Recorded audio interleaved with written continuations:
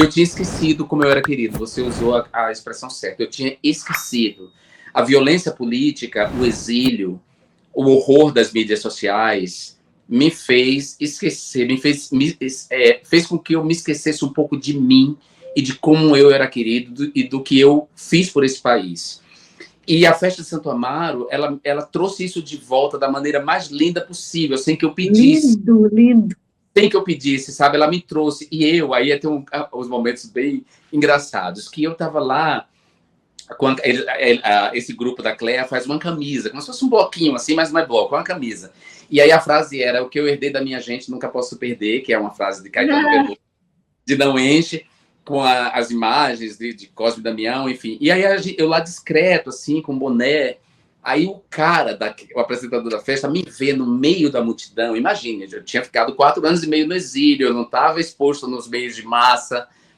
Enfim, mudei muito ao longo desses anos.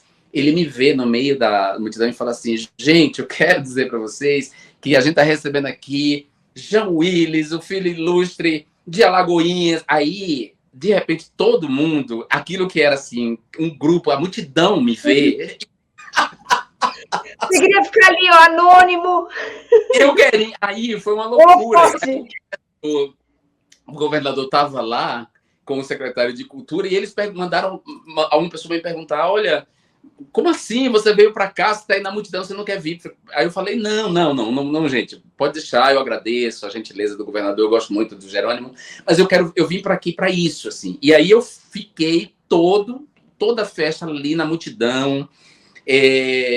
E foi demais, porque me lembrou, Xanda, você falou a coisa certa, me fez eu me lembrar de mim e me lembrar de que o país não era só o país daquelas pessoas odiosas, daquelas pessoas que se apropriaram da maneira mais terrível dos símbolos pátrios e fizeram o que fizeram com o nosso país, né? O Brasil, para citar aqui Carlinhos Brown, maravilhoso, também muita gente tenta cancelar Carlinhos Brown, mas eu passo pano para ele.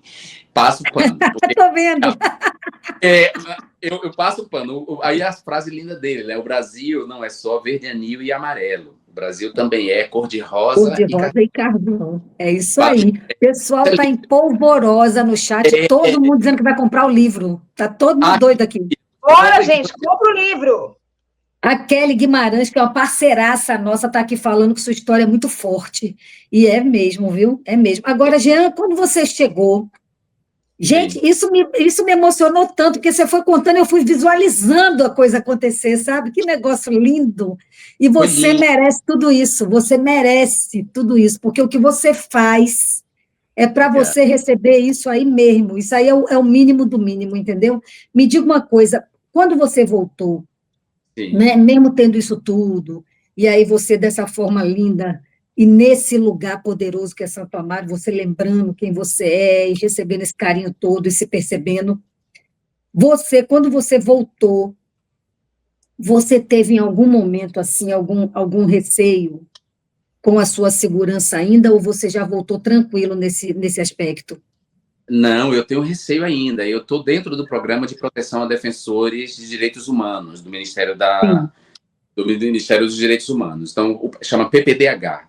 Programa de Proteção a Defensores dos Direitos Humanos. Eu e Márcia seguimos dentro do programa, porque, tudo bem, Lula venceu, mas a gente viu que não bastou Lula vencer, ele tomou posse, depois da posse dele houve um ataque à Praça dos Três Poderes, aquela tentativa de golpe. Então, essas pessoas, como eu disse, elas não podem ser subestimadas. E aí eu não subestimo. Eu não saí do programa, né? O programa me acompanha. O programa ele é montado assim. Eu digo para eles, quando eu vou fazer qualquer evento público, qualquer evento que eu tenha exposição pública, esteja exposto publicamente, eu comunico ao programa.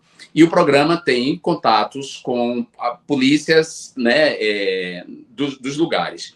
E eu mesmo tomo muito cuidado com as minhas saídas. Mas, como eu disse para você, Sara, desde que eu voltei, eu não tenho recebido nenhuma hostilidade, muito pelo contrário. Parece coisa divina, assim, né? Eu sou uma pessoa dos mistérios, eu acredito nos mistérios, eu tenho uma relação com o sagrado, eu sou uma pessoa crente nesse sentido, crente numa metafísica, né? Para além da imanência da produção, do trabalho, do consumo, dessa vida, eu acho que tem uma coisa transcendente. Eu estou sempre ligado a essa transcendência, através da minha arte, através da minha religião. Então, assim, desde que eu voltei, as pessoas têm me dito coisas tão lindas que às vezes me desconcerta, assim.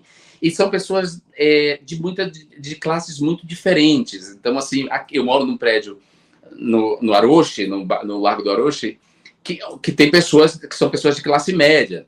E tem Airbnb. Então, tinha, por exemplo, uma senhora do Airbnb que, quando ela me viu, ela ficou super emocionada. E aí eu vi claramente que ela é uma pessoa né, não de classe média, mas de classe média alta e tal. E, ao mesmo tempo, a moça que trabalha na limpeza daqui, que eu falo todos os dias com ela me disse a mesma coisa que a outra me disse. Então, eu fico muito atento a esses sinais e fico muito feliz de que essa memória não tenha sido apagada, de que a mentira organizada não tenha conseguido destruir isso. E eu acho que o que aconteceu foi que, assim, a campanha de ódio da extrema-direita ela foi tão bem organizada pelo Steve Bannon no mundo inteiro, com a cumplicidade das Big Techs, que elas fizeram girar a espiral do silêncio, né? Tem uma teoria da Elizabeth Noelle Neumann, que ela teoria da espiral do silêncio, ela usa para os meios de massa, mas no meu doutorado eu retomo essa teoria para dizer que essa espiral ela girou muito mais rápido, muito mais veloz, e ela silenciou todas as vozes positivas e vozes boas. Então, não é que eu passei a ser odiado, é que as pessoas que gostavam de mim foram silenciadas pelo ruído das mídias sociais. As pessoas tinham medo de me defender nas mídias sociais, porque quando elas me defendiam, elas eram atacadas por robôs. Naquele momento, a gente não sabia que era robô. A gente desconhecia os bots e as fazendas de bots utilizadas para deixar comentários odiosos. Né? Isso foi uma coisa que eu fui entendendo ali no meio daquela loucura e depois quando eu passei a me dedicar a estudar esse fenômeno no exílio. Então, as pessoas boas, elas foram sendo silenciadas porque elas tinham medo. E, óbvio, é de amedrontar mesmo. Você entra na internet e você lê um insulto, né? Então, assim, por isso mesmo, por ter sido vítima da mentira organizada, por acreditar na justiça, por acreditar que os seres humanos são capazes de transformação, e eu acredito mesmo nisso, por isso eu sou um abolicionista, eu acho que eu sou radicalmente contra a pena de morte, eu sou a favor de medidas socioeducativas, de medidas pecuniárias, de medidas transformadoras das pessoas. Não acredito que pena de prisão sirva para todo tipo de crime. Óbvio que sociopatas assassinos, psicopatas assassinos, serial killers, ou seja, as pessoas que atentam contra a vida ou perpetram tortura e outras formas de violência física, óbvio que essas pessoas têm que estar apartadas da sociedade, sim. Mas os outros crimes, por exemplo, as pessoas que cometem outros delitos que não estão associados aos delitos contra a vida, eu não acho que a prisão seja pedagógica. Eu acho que existem outras formas de pena que podem ser muito mais eficazes. Os estupradores, esses que praticam feminicídio e violência contra a mulher, têm que estar apartados da sociedade. Mas aqueles machistas estruturais, aqueles que praticam esse machismo estrutural, eu não acho que uma pessoa dessa tem que ir para a prisão, porque não é a melhor maneira dela se desconstruir. Então, eu realmente acredito na desconstrução. Então, por essa minha postura, uma postura abolicionista, histórica, de acreditar realmente nos seres humanos, eu também sou uma pessoa que enfrento muito o cancelamento digital. Assim, quer dizer, eu vou muito contra esse efeito manada do cancelamento, em que as pessoas são canceladas, em que não se dá à pessoa o direito da defesa e da explicação. Quer dizer, as mídias sociais viraram, ao mesmo tempo, acusadoras, ela é a promotora, ela é o juiz e ela é o verdugo, ou seja, ela acusa, ela dá a sentença e ela executa a sentença, faz as três coisas sem dar à pessoa o direito de se explicar. A internet virou esse eterno presente que destruiu o contexto, ou seja, as coisas acontecem num contexto, o contexto vem sendo destruído, as pessoas tiram as coisas do contexto e julgam a partir disso. Então, por mais execráveis que tenham sido as falas de Aline, e foram mesmo, e ela se envergonha disso, né? Porque ela a gente falou isso para ela aqui no ar. É Ela isso, foram assumiu que foi um erro. execráveis. As falas delas foram horríveis. Mas a gente tem que pensar o seguinte: ela botou coisas que talvez conscientemente, que estavam no inconsciente dela e que conscientemente ela achava que tinha resolvido e não tinha resolvido. Porque essas questões elas estão profundamente arraigadas dentro da gente. E as pessoas podem, em situações limites, elas podem cair nisso, né? Eu acho que quando você cai nisso, o correto é você assumir o que você fez aquilo. E ela, me parece, ela assumiu, ela tem vergonha do que ela mesma fez. Sim, sim. Mas, ao mesmo tempo, eu fico pensando assim, ela era uma mulher. Ela era uma mulher uma mulher alcoolizada naquele momento, sob os olhares de homens policiais armados.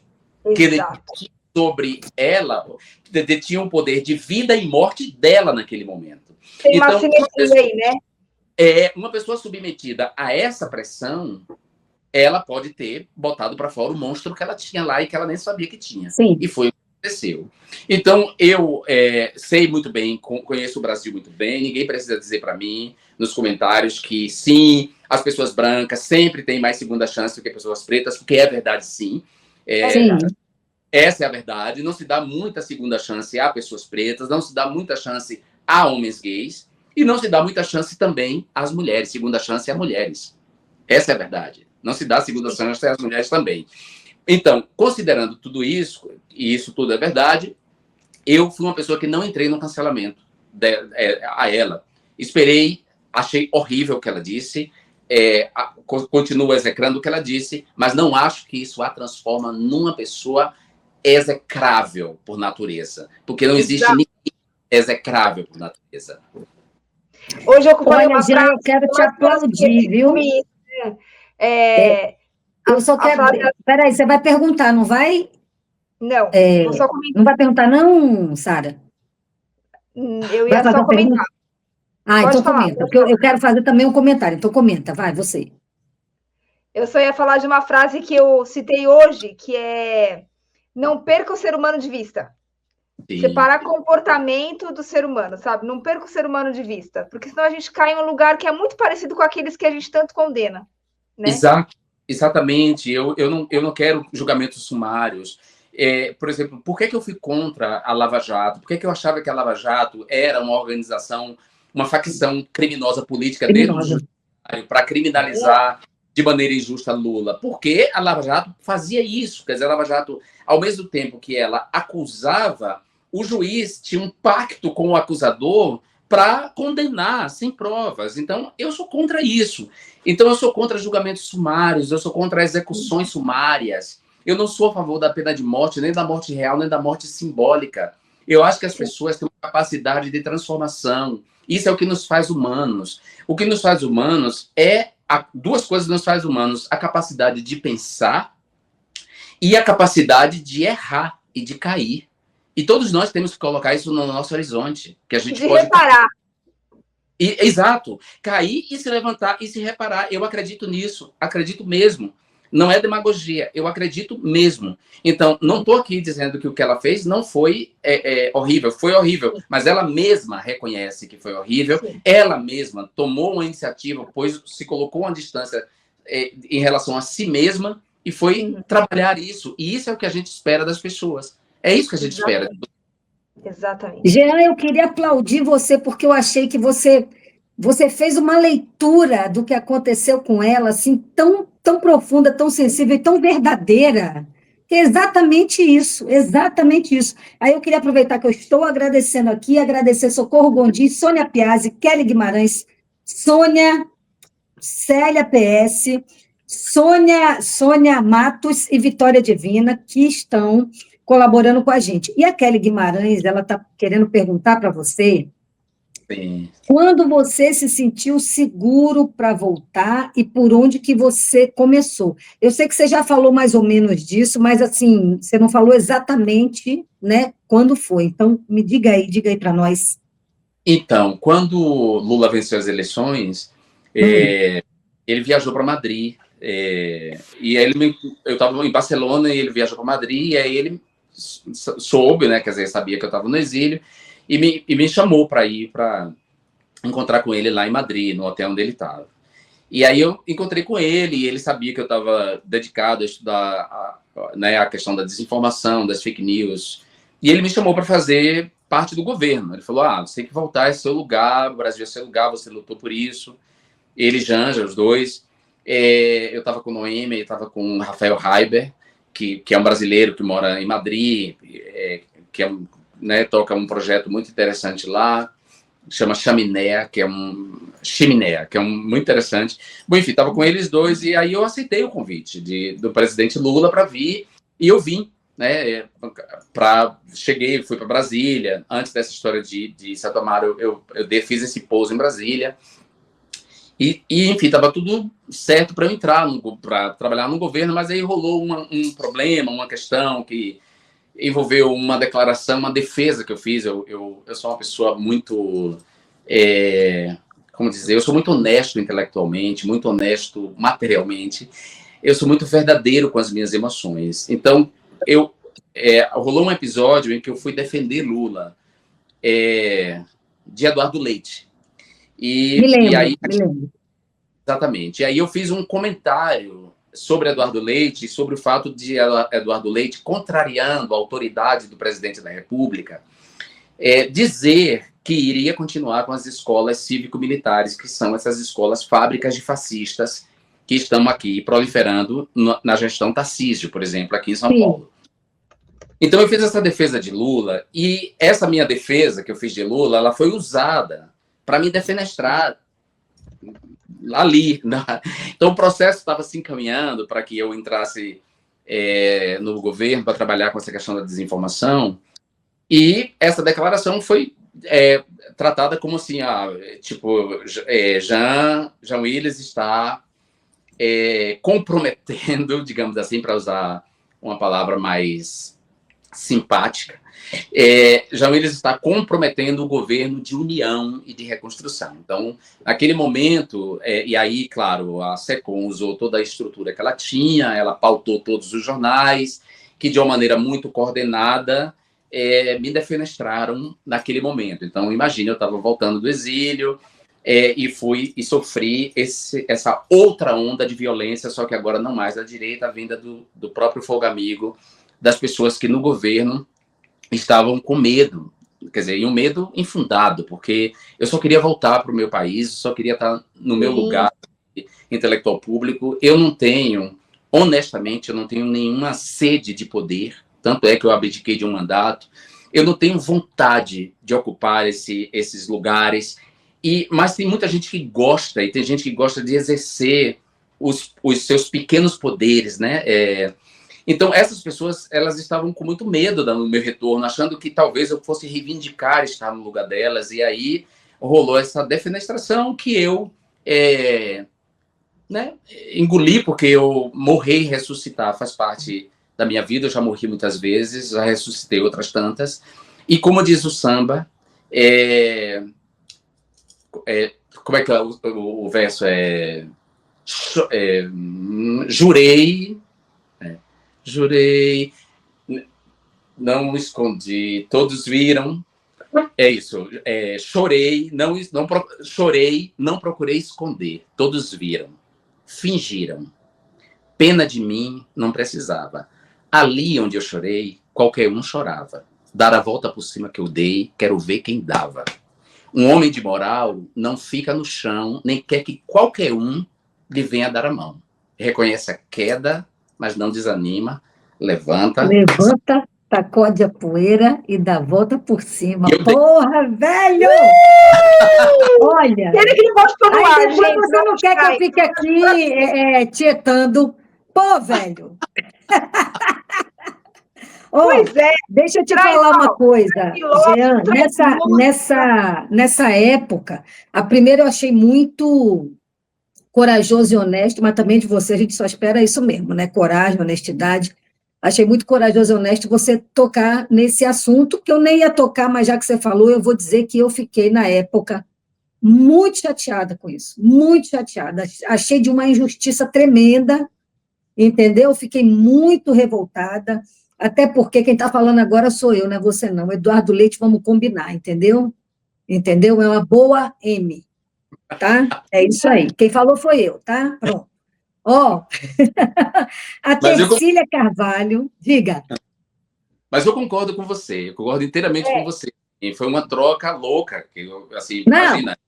aquilo ali não existe, aquilo ali é a vergonha da comunidade. Vamos combinar. A vergonha. Rio Grande do Sul embaixo d'água, povo perdendo casa, se lascando, e ele e o maridinho dele no show lá de Ivete Sangalo, dançando, se acabando. Porra! E o pior, acusando Lula, porque É, a grande traição que ele perpetrou contra Lula, que de fato, naquele momento que eu voltei, Lula estava tentando ali uma relação positiva, diplomática, com todas, né, com um campo que não sim. fosse racista, houve uma aproximação deles ali, né? E ele traiu logo depois Lula ao tentar botar a culpa do desastre climático no governo federal, quando na verdade toda a responsabilidade era dele, entendeu? Por favor. Olha, eu vou te falar, isso é uma coisa que também eu admiro em você e admiro também no Glauber, na Sâmia, na Fernanda Melchiona, que eu não tenho estômago. Eu acho que um mês eu ali naquele meio eu adoeceria. Você está entendendo? Eu não tenho estômago para isso, eu não tenho condição, sabe? Ó, mas graças a Deus que vocês existem, porque a gente precisa, né? Olha, Tercília Carvalho falando que leu o livro e aprendeu muito sobre você e a Márcia. Achei bacana. Ela está aqui fazendo uma propaganda retada do livro. O povo está enlouquecido aqui, todo mundo dizendo que vai comprar o livro, que precisa ler o livro. E aí chegou uma pessoa maravilhosa que a gente tem aqui, que é a Carla Mori, ela mora no Japão, né? Então, lá agora é 10 horas da manhã, né? E aí ela tá dando boa noite aqui, mas ela tá lá no Japão. Fechou nossa meta lindamente, porque ela, quando aparece, ela fecha pra gente, e ela fez um comentário aqui lindo. Ela é um doce, pense num doce. Ó. Boa noite, meninas. Te amo, Jean. Que bom que temos você, amado. Oh, que bacana, que bom ouvir isso. Olha, eu vou aproveitar e vou convidar quem puder, claro, porque eu sei que, enfim, estamos todos sob a boletocracia, tendo que pagar boletos, estamos todos trabalhando, estamos todos. Quanto mais o dinheiro se concentra na mão de pouca gente, como tem acontecido, né? Esses bilionários, a existência. Né? Porque cada bilionário que surge significa que o dinheiro saiu de algum lugar, e o dinheiro tem saído de nós que estamos trabalhando muito para pagar boleto. Então eu entendo quem não puder.